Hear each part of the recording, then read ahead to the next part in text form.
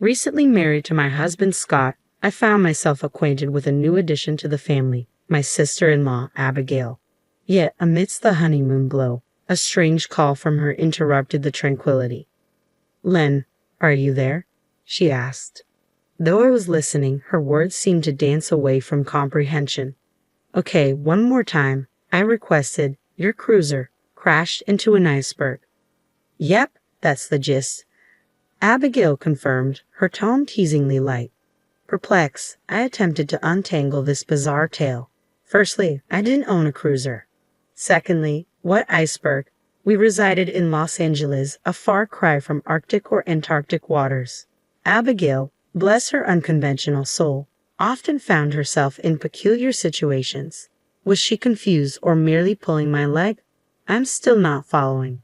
Care to elaborate? I inquired, a hint of exasperation seeping into my voice. "Len, you're such a riot," she chuckled before launching into her explanation. Apparently, the story began during a visit to Scott's family home, where a family meeting awaited. Amidst introductions, Abigail noted my appearance, remarking on its resemblance to Japanese heritage, a fact that garnered compliments rather than scrutiny. Relief washed over me, replaced by gratitude for the acceptance I feared I might not receive. Yet the conversation took an unexpected turn when Victoria, my future mother-in-law, inquired about our Los Angeles abode. Curiosity turned to concern as their questions veered towards specifics about our home and car. Despite my reservations, the prospect of bonding with Scott's family prevailed, leading me to brush aside the unease lingering beneath their inquiries. I finally arrived, navigating through their inquiries about my relatives' homes in Los Angeles. I casually mentioned the house with a pool and my uncle's riverside abode, unwittingly sparking laughter from Victoria and her clique. It dawned on me then, their malicious amusement unveiled their intentions, exploiting my connections for a West Coast getaway. The realization struck hard they were poised to take full advantage of my familial ties. Yet voicing my concerns felt precarious. Complaining might risk their acceptance of our newly minted marriage, so I opted to endure, rationalizing that the trip wasn't imminent. By the time it materialized, I reasoned we'd be in a better position for a candid conversation. So, for the time being, I avoided broaching the subject.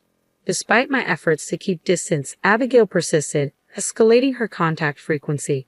Initially, it was manageable, a weekly check-in or a casual decline, but soon, it morphed into a relentless barrage. Excuses became my refuge. Work commitments, driving, anything to deter the incessant reach-outs.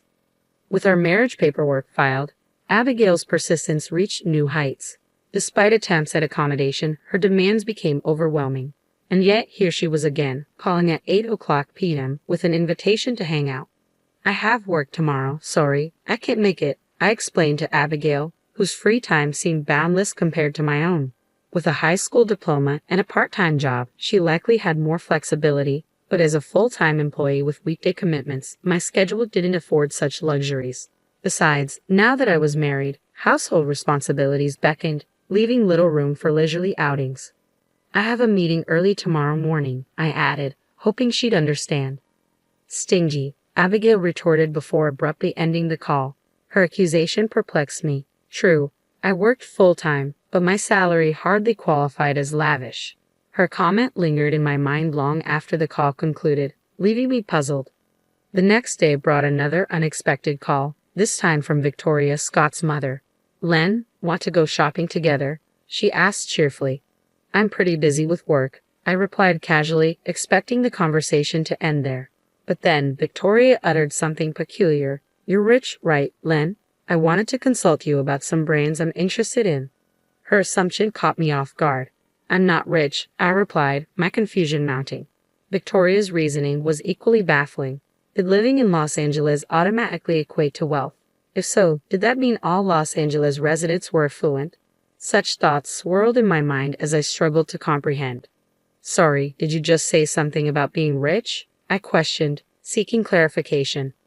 Victoria seemed unfazed by my query. "Aha, yes I did. What about it?" she replied casually, as if it were the most natural thing in the world.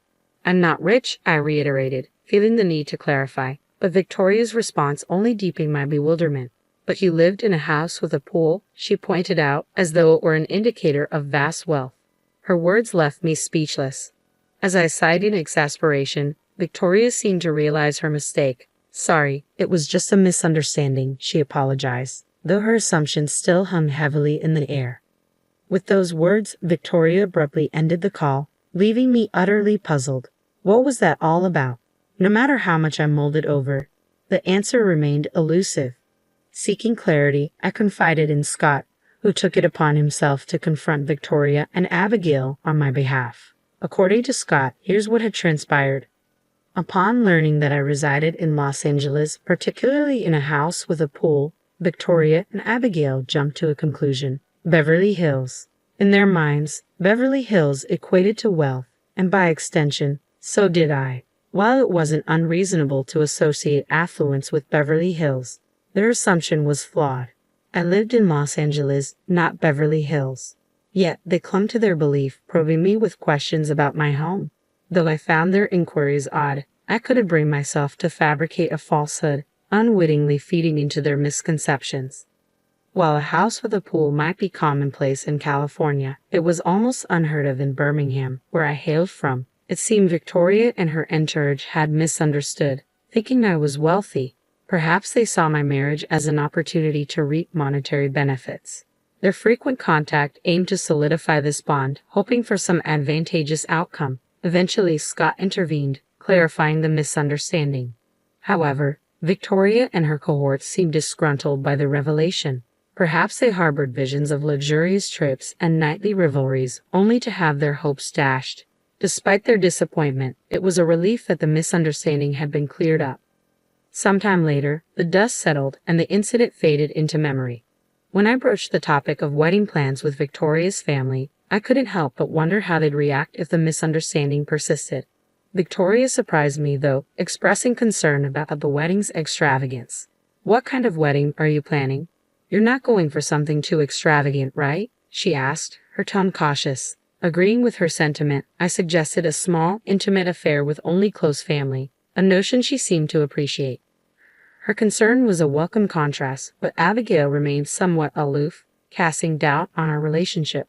Her lack of participation in the wedding discussions was disappointing, yet our plans pressed forward nonetheless. A year later, our wedding day arrived, and despite some logistical challenges, it turned out to be a beautiful occasion. My parents made it from Birmingham in time for the ceremony, though my grandparents from Los Angeles couldn't attend due to travel constraints. Instead, my Uncle Taylor, my mother's brother, stepped in, promising to capture the day through photographs for them.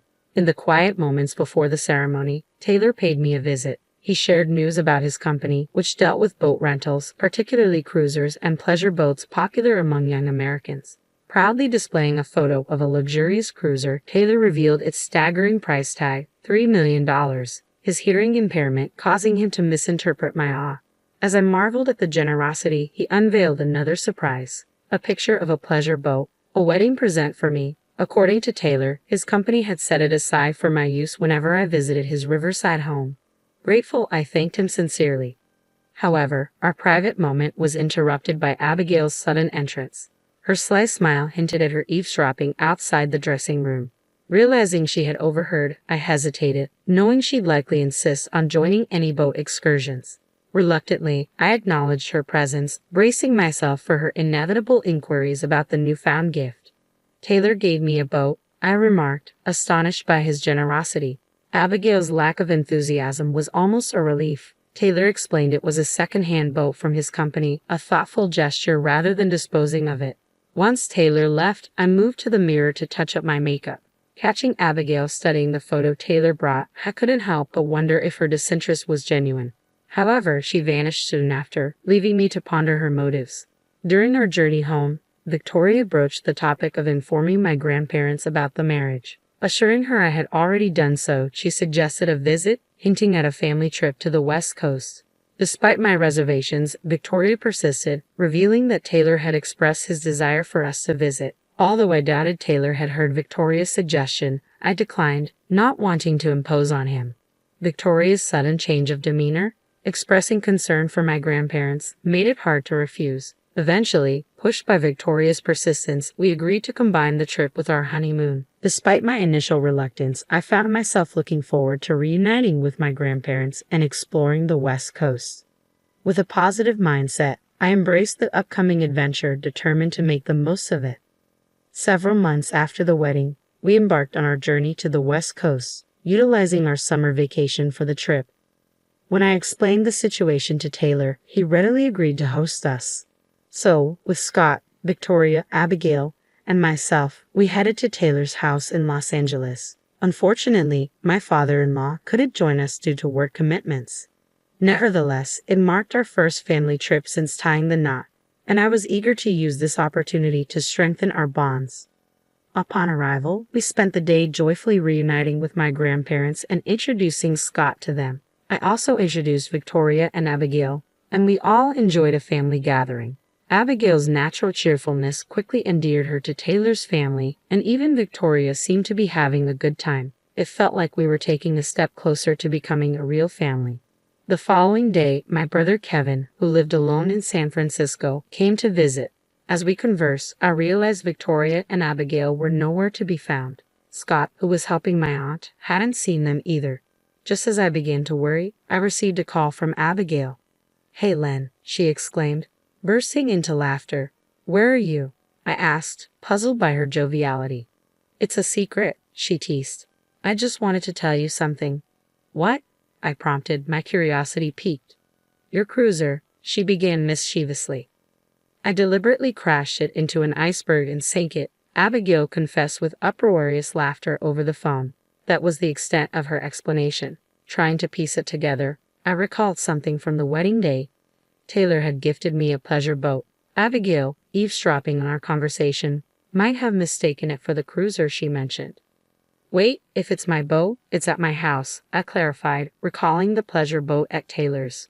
But Abigail was adamant, insisting she saw my cruiser sink before her. Confusion clouded the conversation as I reiterated, "I don't own a cruiser."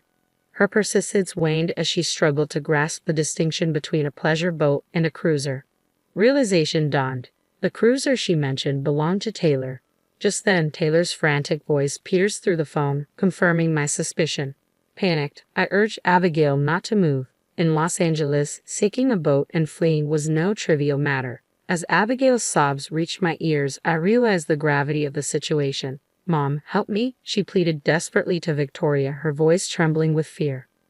"I don't know, Abigail. You did it on your own. Help me." Taylor and Abigail seemed to pass blame back and forth. As long as they stayed put, I felt relieved. Hastily, I contacted Scott and made my way to the marina where Taylor's cruiser was docked. The marina was only a few minutes' drive away, but upon arrival, I found several police officers already on the scene. In a state of shock, Taylor recounted the events. Early that morning, Abigail and Victoria had requested to go on the cruiser, but their strong Alabama accent made their English difficult to comprehend. Taylor assumed they wanted to borrow the cruiser, which he found confusing given their pronunciation. Seeking Abigail's perspective, she explained, "I kept telling Taylor to let me on Len's cruiser." However, Taylor struggled to understand her. "You actually said that?" I questioned, puzzled. "Yeah, but he didn't quite understand me," Abigail admitted. "I think I get what she's trying to say," I mused, considering the possibility of a miscommunication. Checking with Taylor about what he heard, he clarified, "Lisa's cruiser." The pronunciation wasn't far off, and with Abigail's strong Alabama accent, it wasn't surprising it was misinterpreted. Taylor, recognizing Abigail's persistence, assumed she wanted to lease a cruiser for an extended period. Mistaking his kindness for permission, Abigail boarded his own cruiser, believing it to be mine. It seemed like a simple misunderstanding, but one question lingered. "Why did you want to sink my cruiser?" Abigail's motive became clear. She believed I was hiding my wealth and sought revenge for what she perceived as a lie. While sinking a cruiser seemed extreme, it stemmed from her sense of betrayal. Still, questions lingered, and I confronted her about operating the cruiser without a license. "Had just kind of figured it out by watching Taylor," she admitted, a hint of guilt in her voice. According to Abigail, her intention was merely to cause a little trouble. However, her plan spiraled out of control when the cruiser moved unexpectedly, leading to its collision with the dock and subsequent sinking.